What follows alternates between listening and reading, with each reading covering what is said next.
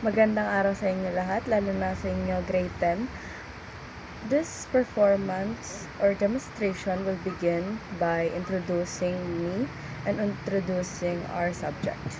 First, I would like to introduce myself. I am Huldong Altea Cassandra as your demonstrator for today, and our subject for today will begin by introduction of Filipino identity through arts. Background. In this performance or presentation, we will be discussing types of Filipino performance arts, especially in dance, cultural dance. Our project goals will be, the goals in this presentation is for you to know and acknowledge the different types and meaning behind Filipino arts, as well as knowing all of this performance has and always had a special and has different meanings and understanding. Let's begin by introduction of meaning and impact. We will specialize the part of Luzon, Highland, and Lowland. Listen and participate as well. Banga or Igorot Kalinga. First, I will be reading and having my own perspective or having my own worldview in this. And afterwards, you can have whatever insight you have in this performance or in my demonstration. I will be reading it and having my own worldview. Banga. This is a performance that is performed with a woman balancing 3 to 7 heavy clay pots. Banga. Fetching water is showing daily labor, strength, and grace, and resilience. For me, this banga has already the summary meaning or the introduction there in the presentation. Sinasabi dito na yung banga na performance that is presented by woman in Igorot or Kalinga, na pinapakita nila dito yung pagbabalance nila ng clay pot, especially 2 to 3 clay pots in their head, fetching water, and pinapakita doon sa performance na yon yung daily labor nila, strength, grace, and resilience.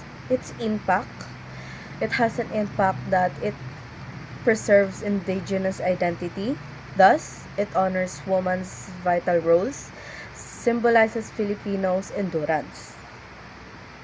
Next, Idaw. It originalizes in Buntok, Ifugao. Idaw, it is a ritual dance. The Idaw bird is good a men leading hunters, warriors to succeed and safely. Pinapakita dito na yung ritual na to is ginaganap bago ang mga paghunting ng mga warriors, or pinapakita din dito na yung Idaw is a ritual dance bago nila gawin yon for them accordingly to have a successful and safety hunting. Its impact is connecting people to nature, spirits, and ancestors, reinforcing community courage. Kayo ba? Ano ba ang nakikita niyo dito or ano ba yung insight niyo? Okay, thank you for answering that. Next, let's proceed. Lowland naman tayo. Lowland and Tagalog. Let's begin in Luzon. Maglalatik in Binyan, Laguna, meaning mock or battle over latik. Coconut meat. Red and Muslim, blue and Christian. It is performed in San Isidro, Labrador. Its impact is shows history, unity after conflict, and preserve local industry and faith. Pinapakita dito na yung paglalatik. Also,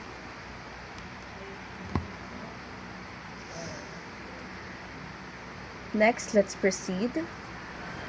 Pinagbengan dance. Pinagbengan dance is traditionally performed in Baguio City to Caldereras ritual and festival dance. Meaning, it's a season of blooming, symbolizes renewal, hope, unity, and resilience. Specialized in recovery after the 1990 Luzon earthquake. It's rooted in Cordilleras tradition. Impact niya sa mga Cordilleras is recognition as the Philippines' grandest festival showcasing Filipino creativity globally. Pinapakita din dito sa pinagbayangan ang mga masasaya at magaganyong mga sayaw traditionally na pinapakita nila sa kanilang festival dance. Sunod ko na mga ipapakita ay ang mga sayaw na mga pinakita at pinagbigkas ko sa inyong harap. Ngayon, pinapakita ko naman dito ang banga kalingan dance ng Cordillera.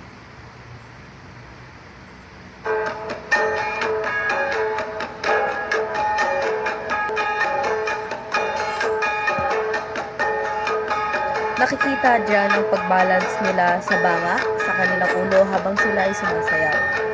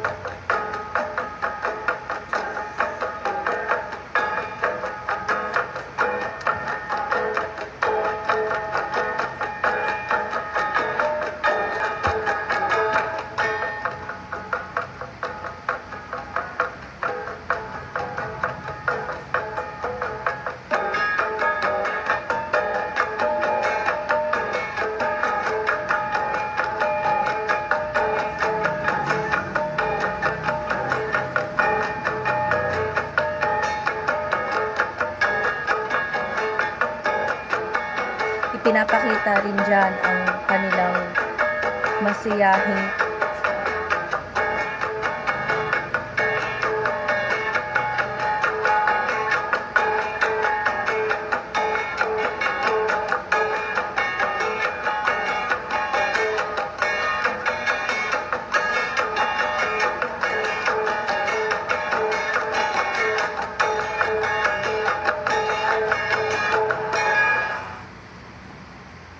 yun lamang. At sunod ko namang ipapakita ang idaw.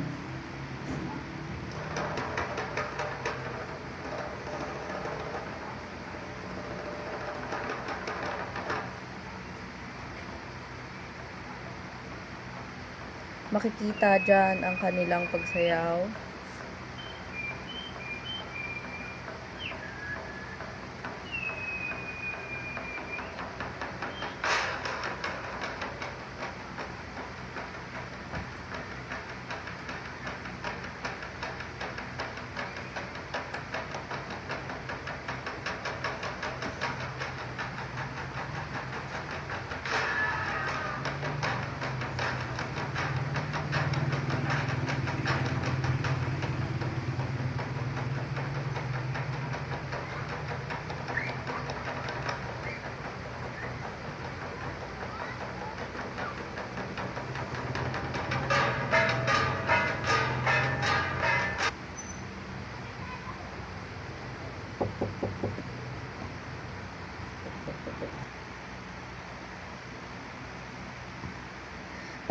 Pangatlo naman ang aking ipapakita ay ang malilitik. Pinapakita ang asul at pula. Ito ay galing sa Laguna, Binyan.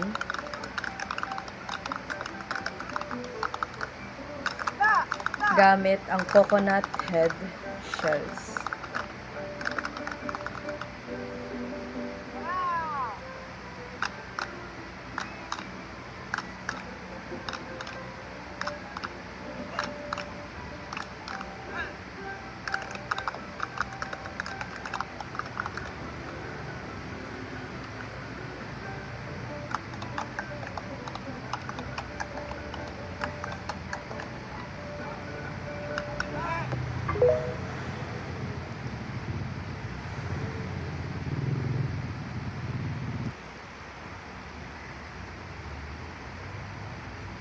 At ito naman ang pandago o siwa. A variation of the pandago sa ilaw where dance gracefully, swing and circle lightly, oil lamps placed on a porous cloth of fish net.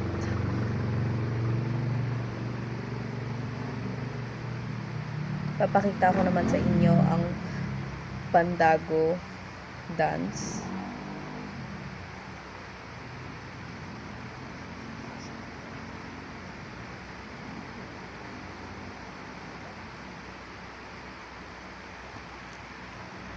Ito ang pandago sa ilaw.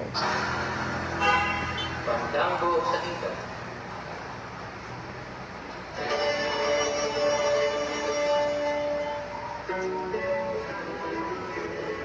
Makikita ang sayaw na ito gracefully, light and gentle. Makikita ang coordinates, partnership, at iba pa.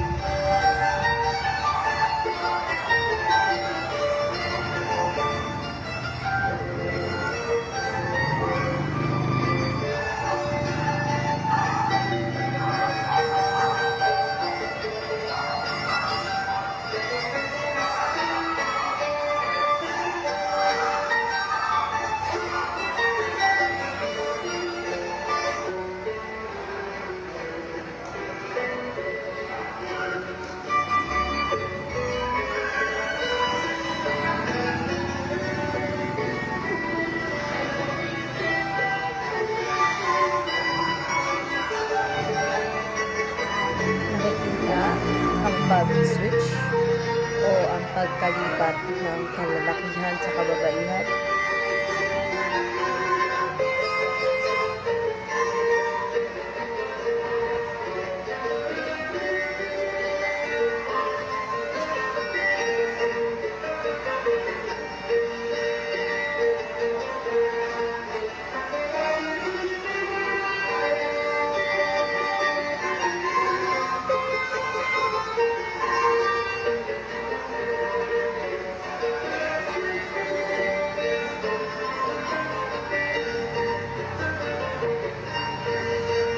Pinapakita rito ang mahinhin na pagsayaw.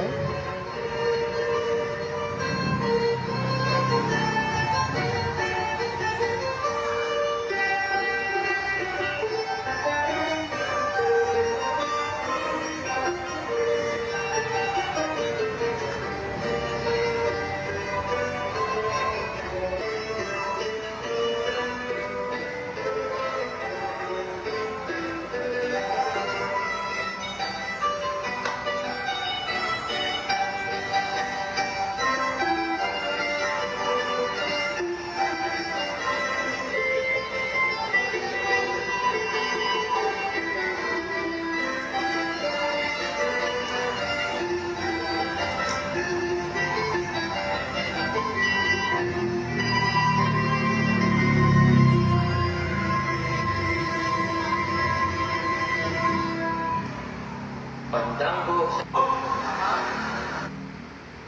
At doon, makikita ang pagsayaw at paglipat ng kababaihan sa kalalakihan. Ipinapakita rin doon ang pag-switch nilang dalawa at ipinapakita ang mala gracefulness, dance, and movements. At yun lamang ang ating demonstration for today. Sana nagustuhan nyo at sana ay naman may natutunan kayo. Yun lamang at maraming salamat sa pakikinig. Ako nga po ulit si Miss Cassandra Huldong for your demonstration for today. Thank you for listening.